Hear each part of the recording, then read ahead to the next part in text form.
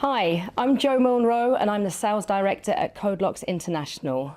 We're based in Newbury in Berkshire and we are a manufacturer and innovative designer of digital locks.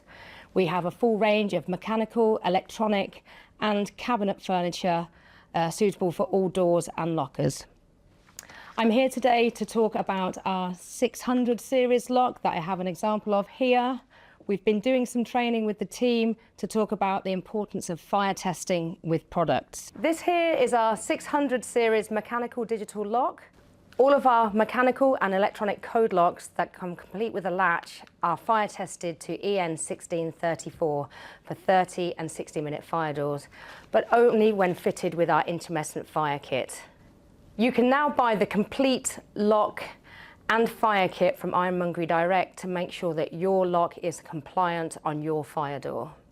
The 600 series is the most heavy-duty mechanical lock we have in our range. To change the code on the 600 series, you'll just need the key override and the code change key.